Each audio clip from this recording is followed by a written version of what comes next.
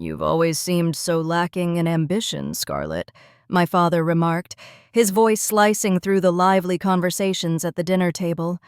"Not everyone is meant for the high-stakes arena, and that's perfectly okay. Just leave the real work to people like your brother." I placed my fork down with care, my hands trembling beneath the table. "But aside from you, Dad, my so-called unambitious self is the only other person here with a record of achievements," I answered calmly, locking eyes with him. My brother shot me a smirk, that infuriatingly dismissive grin I had grown accustomed to throughout my life. "I am Scarlett Greer. I'm 32 now, but when this all began, I was the invisible middle child in a family that placed value on allure and status." My father, Richard Greer, created one of the most successful real estate empires in Chicago.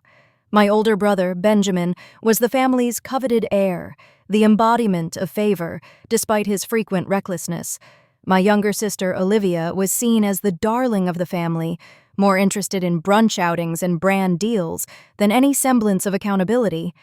And then there stood me, quiet, reliable, and, as far as my family was concerned, utterly forgettable. The remainder of the dinner slipped by in a blur of chatter. I felt detached from the scene. Benjamin was proudly divulging details about a new property deal he claimed to have finalized, though I had caught whispers at our last company event suggesting it was plagued with complications. My father beamed at him, eagerly directing questions to keep the attention squarely on his favored son. Olivia interjected occasionally, sharing amusing anecdotes about her latest social endeavors. Meanwhile, I sat silently, pushing food around on my plate and questioning why I continued to subject myself to these gatherings. In my younger years, I had strived to impress them, believing if I worked hard enough, maybe they would finally recognize me. I graduated near the top of my class and took on every internship I could find, only to discover it was never sufficient. "You're too quiet," my father would often comment. "You lack the killer instinct for this business." Regardless of my superior performance or innovative ideas meant to propel the company forward, their judgments about me were cemented. A pivotal moment came a few years ago, though my family was completely oblivious.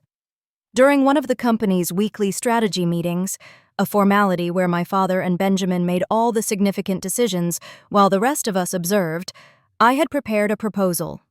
I had designed an intricate plan to transform a struggling property into a thriving residential complex, dedicating weeks to research and crafting a pitch I thought even my father couldn't dismiss. However, mere sentences into my presentation, Benjamin interrupted. "That location's a lost cause," he said disparagingly. "We've already invested too much into it. Let's move on." "I actually have a solution," I began, but my father waved his hand dismissively. "If Benjamin says it's not worth pursuing, then it's evidently not." I felt the sting of humiliation as my face flushed while they moved on, completely disregardful of me and my efforts. That night, a determination sparked within me. If they weren't willing to listen to me within their company, I would construct my own path. I didn't quit the family business outright. That would have drawn unwanted attention. Instead, starting small, I quietly engaged with my personal projects in the background. A decrepit duplex on the outskirts of town became my first investment. It was all I could afford from my meager savings, but I could see the potential hidden within its walls. Over weekends, I diligently painted, replaced fixtures, and learned the intricacies of property management.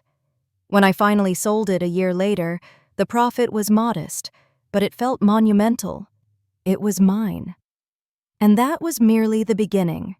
Over the next few years, I sought out undervalued properties scattered throughout Chicago, ultimately partnering with Sophia Tran, a savvy real estate investor I had encountered through a mutual friend.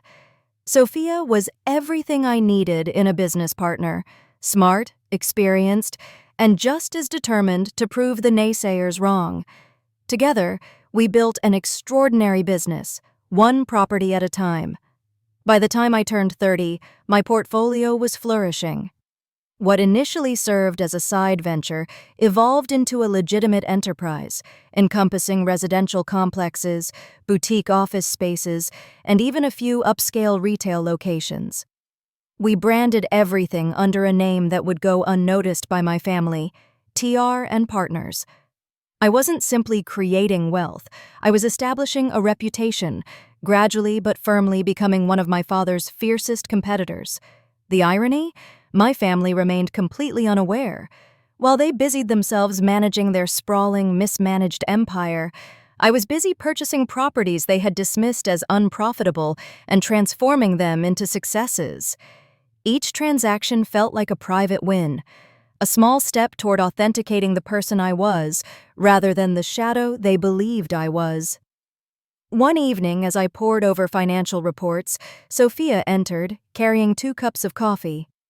"You've been at it all day," she remarked, placing a cup in front of me. "Take a break, Scarlett. Even machines need to recharge." I smiled, savoring the warm drink. I just can't help myself. Every time I see the numbers trending upwards, I start dreaming about the next opportunity. There's this office building near the Loop I've been eyeing. Sophia raised her eyebrows as she settled into a chair across from me. "Let me take a wild guess. It's undervalued, ignored by every major player, and you've conjured a plan to turn it into a gold mine, am I right?" "Pretty much," I admitted with a grin. "It's precisely the kind of property my father and Benjamin would dismiss, making it an ideal target." Sophia leaned forward, resting her elbows on the desk. "Speaking of them, don't you think it's only a matter of time before they figure out who's behind TR and Partners?" I shrugged, torn between excitement and caution. "Maybe, but by the time they do, it will be irrelevant. We're not just surviving, we are thriving. And honestly," I paused, swirling my coffee nervously, "part of me doesn't even care if they find out anymore. They've dismissed me my whole life. I've learned to navigate without their validation." Sophia tilted her head, studying me intently. "You're not doing this for their approval, Scarlett. You're doing it for yourself, and if they ever do discover the truth, well, I'd love to be a fly on the wall when that moment occurs." I chuckled, letting the weight of her encouragement sink in. "You're right," I acknowledged. "This is all for me, and whether they find out or not, it doesn't negate what we've built." Sophia lifted her coffee cup in a mock toast to our incredible venture. I clinked my cup against hers, a renewed sense of determination igniting deep within my chest to truly build something great. At every family gathering, my father and Benjamin never failed to remind me of my supposed uselessness. "Scarlett, when's the last time you even stepped foot in the office?" my father would sneer, shaking his head as if my mere existence was a disgrace. "For someone who holds shares in the company, you certainly do a remarkable job of rendering yourself invisible," Benjamin would chime in, eager to amplify the insult. They thought they were clever, belittling me for stepping back, oblivious to the real reason I distanced myself. I had stopped attending the office regularly the moment I began my partnership with Sophia. At first, I needed time to dedicate to our projects. Later, it became a means of self-preservation. Every visit reminded me that, in their eyes, I was an afterthought, someone far too insignificant to be included or even taken seriously. I showed up only when absolutely necessary, attending shareholder meetings out of obligation and slipping away as soon as I could. To my family, my absence was further proof of my irrelevance. To me, it was an opportunity to build something grander than they could have ever fathomed. From its inception, Sophia had been the visible face of TR and Partners. It was a strategic decision we made together. She handled public engagements, media narratives, and high-profile negotiations, while I focused on strategy, analysis, and decision-making that propelled our success. It wasn't that I was hiding, I simply understood my strengths. Sophia's charm and confidence were unmatched in dealing with people, allowing us to create a power dynamic that worked effortlessly. To outsiders, TR and Partners appeared to be Sophia's brainchild, a rapidly growing firm driven by a savvy, ambitious woman with a knack for discovering undervalued properties.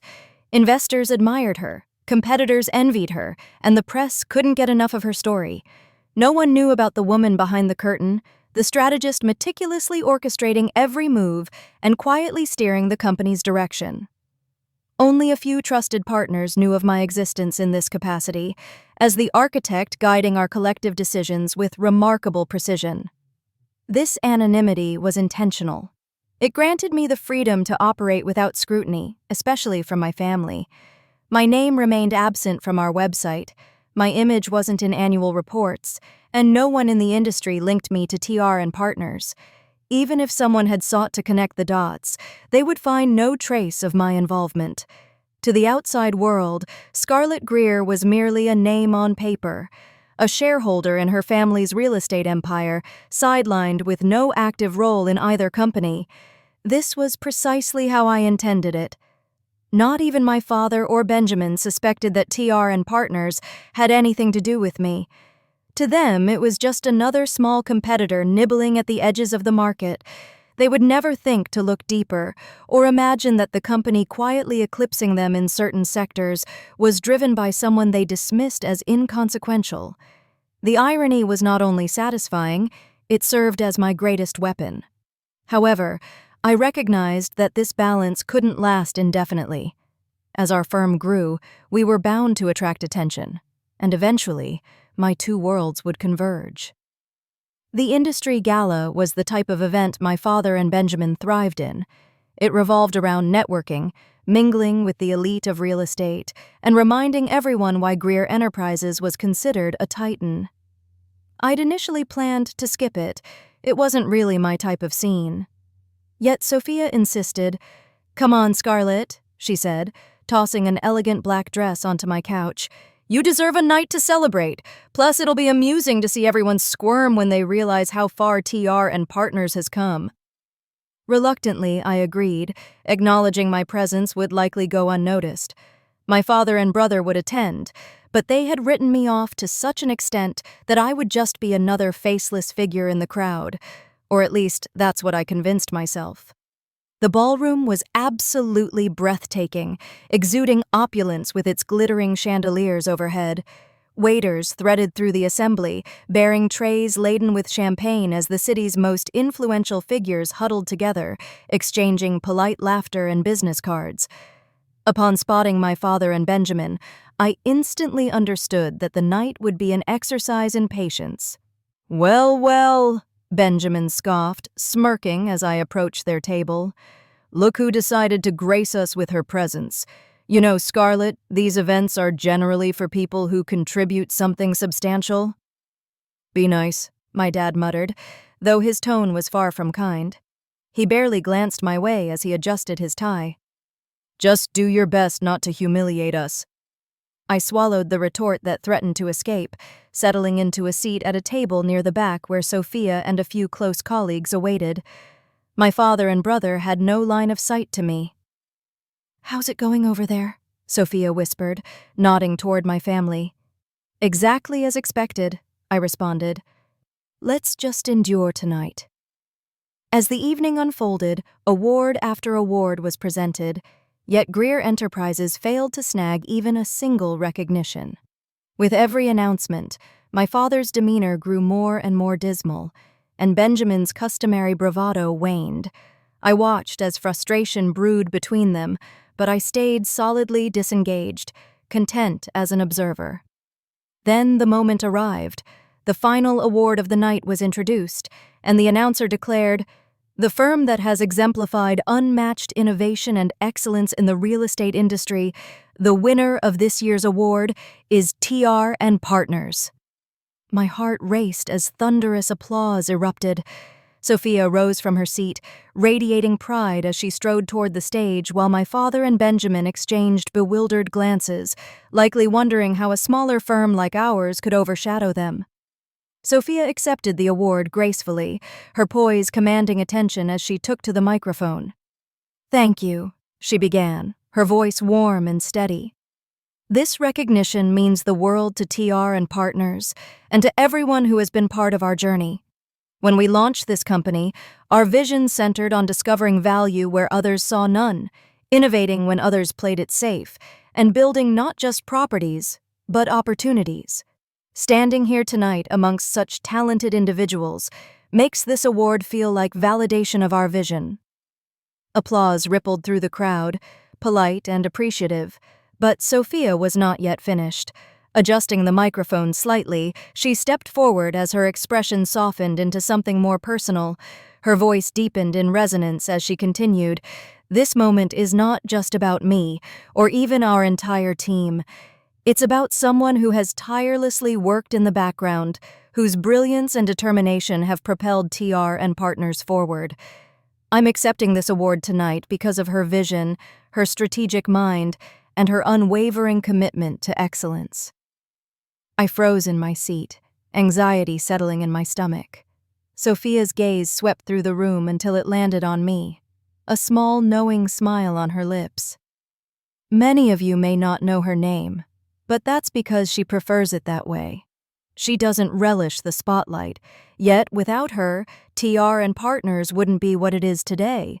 The mastermind behind each deal we've finalized, every risk we've undertaken, and every success we've claimed is my partner and closest confidant, Scarlett Greer. A stunned silence enveloped the room, and murmurs ensued, whispers circulating as recognition spread like wildfire. My father and Benjamin remained frozen in their seats, expressions muddled with confusion, disbelief, and perhaps humiliation. My dad's jaw clenched tightly, while the smirk vanished from Benjamin's face.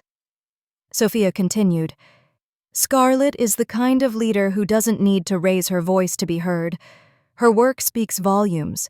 She spots possibilities where others see failure, risking what others are too afraid to, and she fights for her beliefs despite the numerous doubters she encounters. Her brilliance has not only transformed our company, but has also set a new benchmark for what innovation in real estate looks like. I believe it's time for the world to recognize that." Her words struck me like a tidal wave, dismantling the walls I'd constructed to shield myself from years of doubt and dismissal. The murmurs grew louder, yet the applause crescendoed as my colleagues stood, cheering and clapping. Sophia turned to me, extending her hand. "Scarlett, come join me. This moment is yours as much as it is mine." For a brief instant, I felt paralyzed. My heart raced, my legs turned to jelly. Then I caught a glimpse of Sophia's encouraging smile, the warmth radiating in her eyes, coupled with the swelling applause from the crowd. Slowly, I stood up, knees shaky, yet my resolve solidifying with each step toward the stage. Climbing the stairs and stepping into the spotlight, I felt every single gaze upon me, including my father's, my brother's, and an assembly full of industry leaders who had no inkling of my behind-the-scenes contributions. Standing beside Sophia, she placed the award in my hand. Leaning into the microphone one last time, she announced, "This is Scarlett Greer," her voice swelling with pride. "If you haven't heard of her yet, trust me, you will." Holding the weight of the award in my hands amidst the resounding applause surrounding me, I experienced a feeling I hadn't embraced in years: validation. Not from the crowd, but from myself. My eyes briefly scanned the room, momentarily locking onto my father's and Benjamin's expressions, which reflected a mix of shock, disbelief, and the faintest glimmer of respect. Sophia leaned closer, her voice low and comforting. "Say something," she whispered, squeezing my shoulder with reassurance. I stepped up to the microphone, heart racing. I was not one for grand orations, but this was far beyond theatrics. It was about finally being seen. I inhaled deeply, allowing my voice to resonate as I began. "Thank you. This is unexpected but profoundly meaningful. When Sophia and I initiated TR and Partners, we recognized the risk we were undertaking, not only on properties others overlooked, but also on ourselves. Tonight is an affirmation that our calculated risks were not in vain." The audience clapped politely, but I wasn't finished. "To everyone who had faith in us, thank you. And to those who didn't, well..." I allowed a small smile to grace my lips. "Thank you for underestimating us. It fueled our journey to succeed."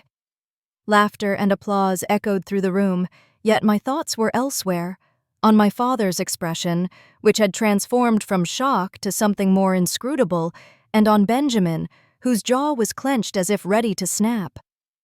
I took a step back from the microphone, feeling elated as Sophia beamed beside me.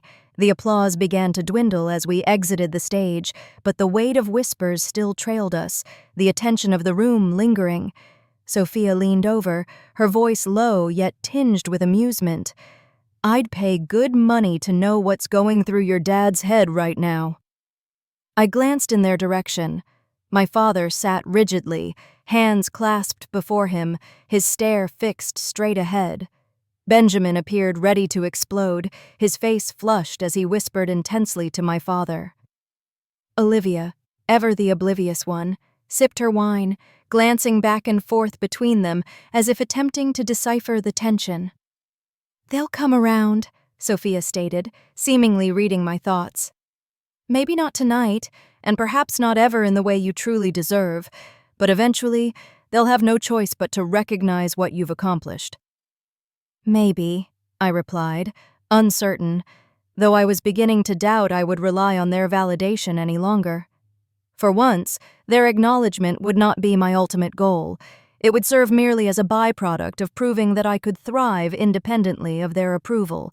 As the event came to a close, I could no longer avoid them. My father approached our table, Benjamin lingering a few steps behind. Sophia, ever composed, stood as he arrived, extending her hand with a gracious smile. "Mr. Greer," she greeted warmly. "It's a pleasure to meet you." He shook her hand stiffly, an unusual absence of confidence clouding his usually commanding presence. "Likewise," he replied, his voice strained as his gaze flickered toward me, a mixture of pride and discomfort reflected in his eyes. "Scarlett, we need to talk," he declared. Benjamin scoffed, folding his arms. "Talk? What's left to say? You've clearly been busy undermining the family business behind our backs." Sophia's smile didn't waver, but her tone sharpened just enough to cut through the tension. "Undermining? I'd say Scarlett has been doing what you should have been doing, innovating and achieving success. But I think we can save that discussion for another time." Benjamin's face flushed even redder, but my father raised a hand to silence him. "Enough," he said curtly, and then turned back to me. "Scarlett, can we step outside for a moment, just the two of us?" I followed him onto the terrace, the cool night air washing over me like a refreshing balm against the chaos of the ballroom. The city lights spread out before us, sparkling against the dark blanket of the sky. He remained silent for a moment, hands resting on the railing, shoulders tense. Finally, he spoke.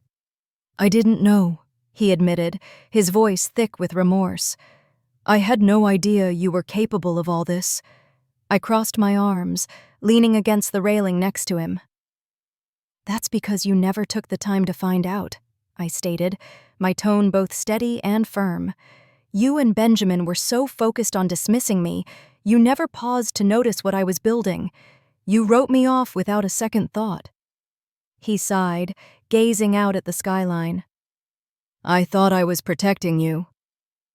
"Protecting me from what?" I queried, unable to conceal the frustration creeping into my voice. "From proving you wrong, from showing you that you could accomplish more than you ever got credit for." He turned to face me, sincerity etched in his expression for the first time in years. "From failing," he added, his tone serious. "This business, it's brutal, Scarlett. I didn't think you had the guts? The brains? The drive?" I interjected, challenging him. "What precisely did you think I lacked?" His silence spoke volumes. For a brief moment, old wounds reopened, but then he shook his head. "I was wrong," he admitted, simply and directly. "I see that now." A couple of days later, my father requested a meeting at my office. He arrived precisely on time, garbed in his usual sharp suit and clutching a briefcase that somehow amplified his imposing presence. Sophia was already present in the conference room when he walked in, poised and unflappable as usual. I joined them, curious about what he was about to propose, sensing an inevitability about it. He wasted no time getting to the point. "Scarlett, Sophia," he began, sliding a folder across the table. "I've spoken with the board. We're ready to make an offer to acquire TR and Partners. We believe your expertise and vision would add tremendous value to Greer Enterprises." Sophia raised an eyebrow, glancing at me before responding. "That's a generous offer, Mr. Greer," she said diplomatically, "but I think Scarlett should have the first opportunity to weigh in." My father looked at me expectantly, his confidence shadowed by uncertainty lurking beneath. I didn't need to open the folder to know my answer. Leaning back in my chair, I met his gaze head-on. "No," I stated simply and confidently. His brows furrowed, clearly taken aback by my immediate and unequivocal response. "Scarlett, at least consider—" "No!" I cut him off calmly yet firmly. "I've fought too hard to create something that's truly mine. I won't relinquish that to return to a company where I spent years feeling undervalued and dismissed. I'm free now, Dad, and I intend to stay that way." A heavy silence filled the room. I felt no regret for my decision. Sophia offered me a faint smile, a silent gesture of support, as my dad leaned back, looking somewhat lost for words. For once, he couldn't argue against my success, and he couldn't buy my respect. Finally, he nodded, closing the folder and rising from his seat. "I underestimated you, Scarlett," he said, his voice softer than I had ever heard. "I won't make that mistake again." As he stepped out of the room, a significant weight lifted from my shoulders.